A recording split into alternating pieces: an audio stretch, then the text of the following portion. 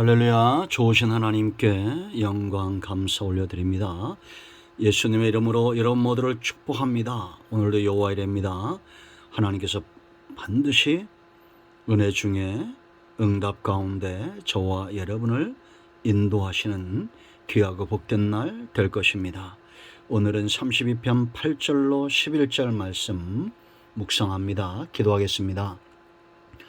영광과 감사를 우리 하나님 앞에 올려드립니다. 온 마음으로 하나님을 사랑합니다. 주의 보혈을 의지하여 싸우니 우리의 모든 죄와 허물을 사하시며 정죄에서 벗어나게 하시옵소서. 주의 이름을 의지합니다. 하나님의 선하심과 인자심 가운데 응답하여 주시옵소서. 눈을 여시고 귀를 열어 이 말씀의 깊은 것들을 깨닫기를 원합니다. 종을 낮추시고 겸손하게 하시고 오직 말씀의 통로만 되게 하시면 오직 하나님과 하나님의 말씀이 우리 가운데 존귀하게 여겨지는 귀한 시간 되게 하옵소서. 예수님의 이름으로 사모하며 기도합니다. 8절 말씀, 내가 네 갈 길을 가르쳐 보이고 너를 주목하여 훈계하리로다. 너희는 무지한 말이나 노새같이 되지 말지어다. 그것들은 재갈과 굴레로 단속하지 아니하면 너에게 가까이 가지 아니하리로다. 악인에게는 많은 슬픔이 있으나 여호와를 신뢰하는 자에게는 인자하심이 두루리로다. 너희 의인들아 여호와를 기뻐하며 즐거워할지어다. 마음이 정직한 너희들아 다 즐거이 외칠지어다. 아멘. 오늘도 이 말씀이 우리에게 큰 은혜가 되기를 예수님의 이름으로 축복합니다.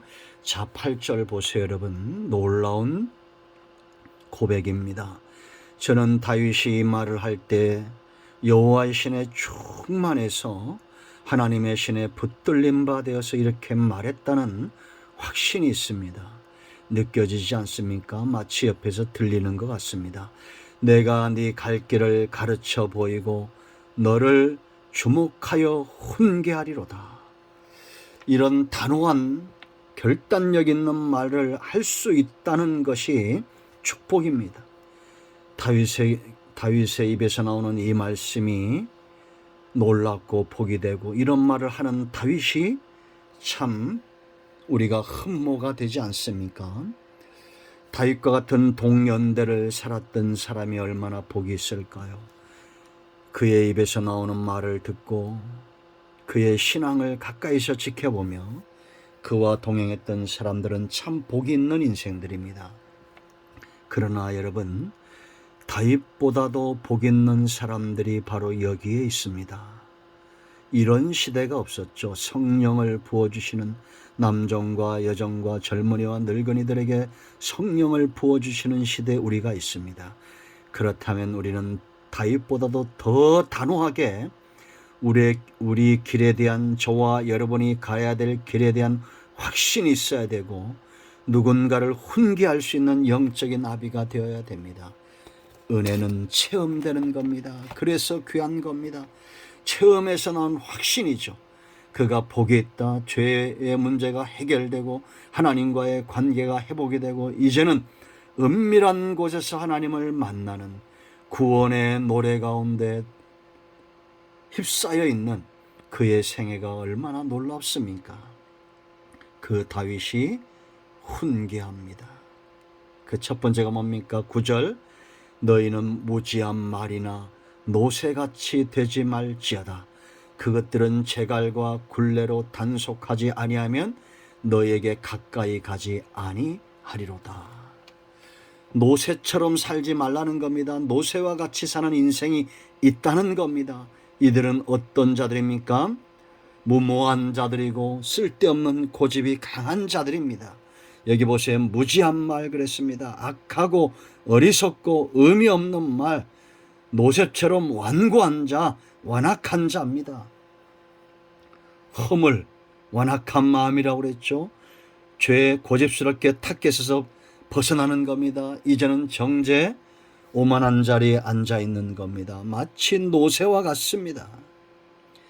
노새는 재갈을 물리고 굴레를 씌우고 매를 대야 듣는 짐승 아닙니까?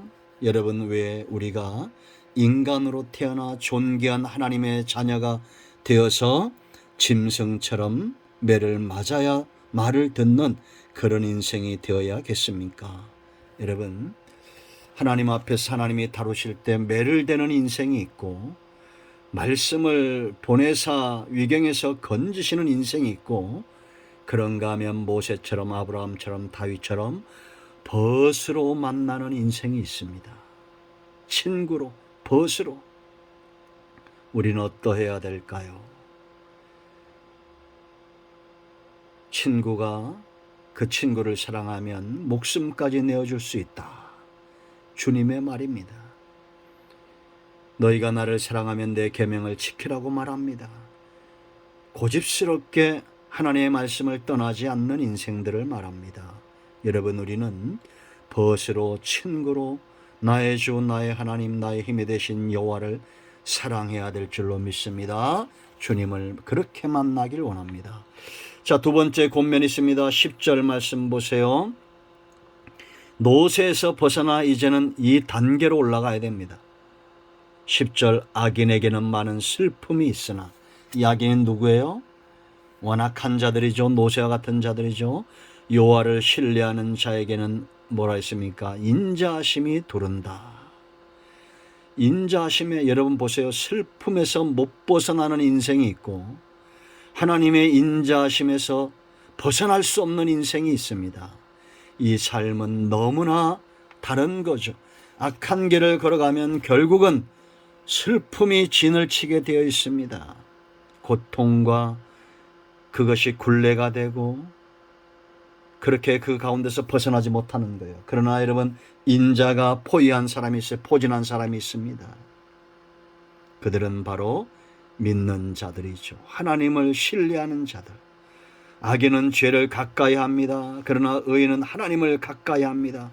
관계가 중요합니다. 믿음은 관계에서 나오는 겁니다. 신뢰가 깊어지려면 하나님과의 깊은 관계로 나아가야 됩니다. 이것이 이제 세 번째 권면과 훈계와 연결이 되겠죠.